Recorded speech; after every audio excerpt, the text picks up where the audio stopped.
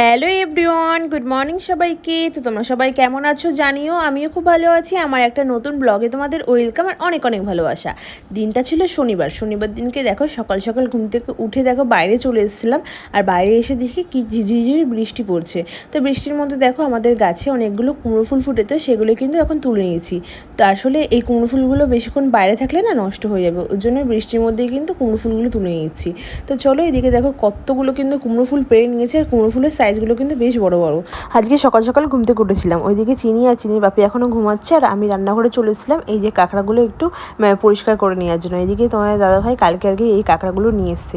তো কালকে অনেকটা বেলা করে নিয়েছিল, তো ওর জন্য রান্না করা হয়নি। তাই এই যে সকাল সকাল কাঁকড়া বাছতে বসে গেছি। আসলে কাঁকড়াগুলো বাছতে অনেকক্ষণ টাইম লাগবে, তো ওর জন্য সকাল সকাল উঠেছিলাম। যেহেতু আজকে কিন্তু আমি যাবো শিমরালিতে, মানে আমার বাবার বাড়িতে, তো ওর জন্যই কিন্তু সকাল সকাল উঠে আগে কাঁকড়াগুলো বেছে নিয়েছি। ওদিকে কুমড়ো ফুলগুলো আগে তুলে নিলাম, নাহলে কিন্তু বৃষ্টিতে ভিজে ভিজে না কুমড়ো ফুলগুলো আর কি নষ্ট হয়ে যাবে। এই যে দেখো কাঁকড়াগুলো বাছতে কিন্তু অনেকটাই টাইম লাগে, ওর জন্য কুমড়ো ফুলগুলো তুলে আমি এদিকে কিন্তু কাঁকড়া বাছতে বসে গেছি। ওদের কুমড়ো ফুলগুলো না তুললে বৃষ্টিতে ভিজে ভিজে না কুমড়ো ফুলগুলো নষ্ট হয়ে যাবে, ওই জন্য কুমড়ো ফুল তুলে আমি এদিকে কিন্তু কাঁকড়া বাছতে বসে গেলাম। আর কাঁকড়া বাছতে জানোই তো কতটা খাটনির প্রয়োজন হয়, অনেকটা টাইমও লাগে। আর এই যে যখন তখন কিন্তু হাতে ফুটিয়ে দিতে পারে, আমার তো কয়েকটা ফুটিয়েও দিয়েছে, আর কি ব্যথা হয়েছিল রান্নার পরে। তো এই যে দেখো শিলনোড়া দিয়ে চেপে তারপরে কিন্তু মানে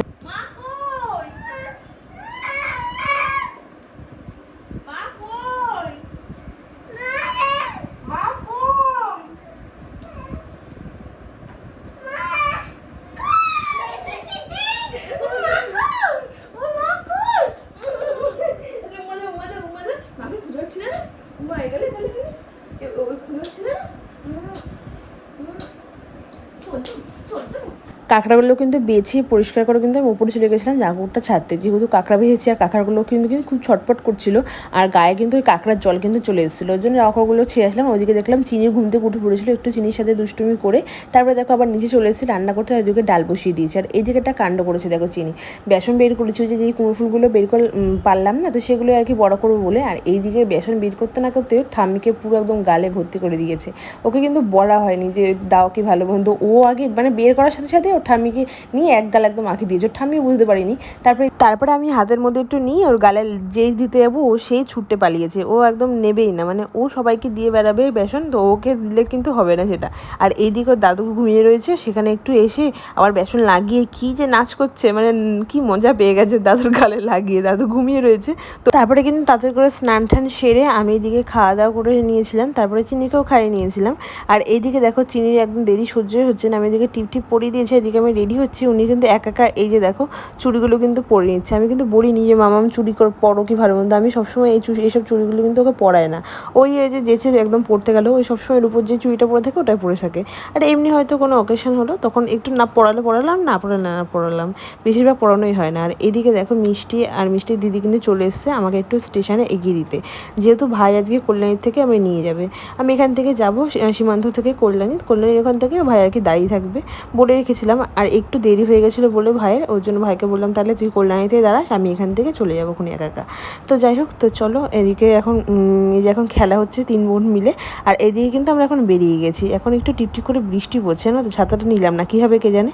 তো বাবা ভাইকে বলেছি ছাতাটা আনার কথা, দেখি আনে কেনা। তো যাই হোক চলো এদিকে এখন ট্রেন ঢুকেনি, ট্রেন ঢোকার আগে আমি ওই পার চলে যাবো, তাহলে আর কি বেশি একটা ঘুরতে হবে না। তো চলো একেবারে গিয়ে দেখা হচ্ছে। কি পাখি? ও প্লেন।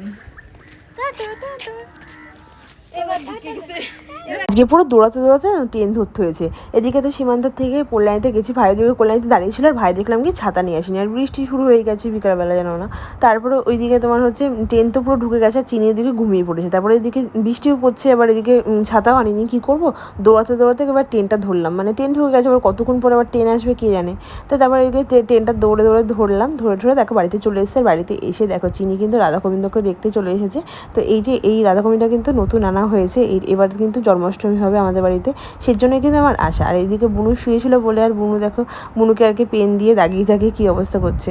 তো যাই হোক চলো বাড়িতে তো চলে এসেছি, বেশ মজা হচ্ছে কিন্তু। আর চিনি তারপরে হচ্ছে সন্ধ্যাবেলা দেখো এই ঠাকুমাদের ঘরে চলে এসেছিলো, ঠাকুমাদের ঘরে এই গোপাল আছে দুটো, তো সেটাই আর কি দেখার জন্য। আর এদিকে গোপাল তো ঘুমিয়ে পড়েছে, যেহেতু এখন প্রায় 7টা মতন বাজে, ওই জন্য গোপালকে কিন্তু ঘুম পাড়িয়ে দিয়েছে, সেটাই কিন্তু একদম দেখতে চলে এসছে।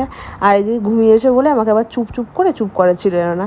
আর এদিকে ঠাকমা আবার এই ঘরে একটু মেশিন করছিল, মানে ব্লাউজ করছিল। তো সেই আর কি ঠাম্মাকে টেনে নিয়ে আর কি দেখাচ্ছে যে কেন গোপাল এখন ঘুমিয়ে রয়েছে। ছোটো মা একটু বাজারে গেছিলো যেহেতু জন্মাষ্টমী সেজন্য। তো এইদিকে আবার ঠাম্মাকে আবার বলছে চুপ চুপ, গোপাল কিন্তু ঘুমাচ্ছে। আর এদিকে আবার ঠাম্মাকে নিয়ে আবার দেখাতে নিয়ে চলে এসছে। ভাই না তাই না, কেমন আছো জিজ্ঞাসা করো, কেমন আছো? দেখি তো নাচো, দেখি মামা, দেখি দেখি কত সুন্দর, ওরে বাবা রে কত সুন্দর, দেখি দেখি। ওরে বাবা এখানে বিছনা হচ্ছে, এখানে শোবে এখন, চিনি এখন শোবে। ওরে বাবা রে দেখো কত কাজের মেয়ে আমার, দেখো ওরে। এর আগে একদিন চিনি শোকেসের মধ্যে আর কি ঢুকে বসেছিল না, তো ওই ঠাকমা ভিডিও কলে দেখেছিল, তো সেটাই আর কি বলছিল। আর এইদিকে মা একটা আলমারির থেকে ছোট্টবেলার একটা জামা বার করে দিয়েছে। ও যখন 1 মাস বয়স ছিল, তো তখন আমার বান্ধবী রিয়া ওই জামাটা আর কি দিয়েছিল। তো সেটা কতদিন পরে তারপরে এই বাড়িতেই আর কি ছিল, তো এই বাড়ি থেকে দিয়েছিল, তো জন্য এই বাড়িতেই ছিল। তো সেটাই আর কি মা এখন বের করে দিয়েছে, দেখো এখন টপ হয়ে গেছে পুরো। তো সেটাই এখন পড়ছে। আর এইদিকে হচ্ছে বিছনাগুলো করে এখন আবার ওই বালিশ খুঁজতে এসছে। বালিশগুলো জানে এই ঘরে রাখা, তো সেখান থেকে আর কি বালিশ নেওয়ার জন্য কিন্তু এসছে। কিন্তু এই বালিশ রাখে না মা, আবার একটু আলমারিতে তুলে রাখে বালিশটা, জানো তো, যেহেতু চিনি ছোট্ট বালিশ ওই জন্য এদিক ওদিক রাখে না। দিদিকে বলো এই তো 22 22 মারে দেখো। হ্যাঁ হ্যাঁ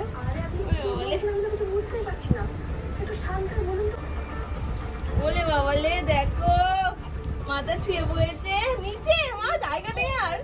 হ্যাঁ আমি কোথায় শুবো দিদুন? দেখেছো কত আনন্দ পেয়েছি নিচে বিছনা করো, ওই একাই কিন্তু বিছনা করলো, আবার ওইদিকে বালিশও এনে শুলো কিন্তু।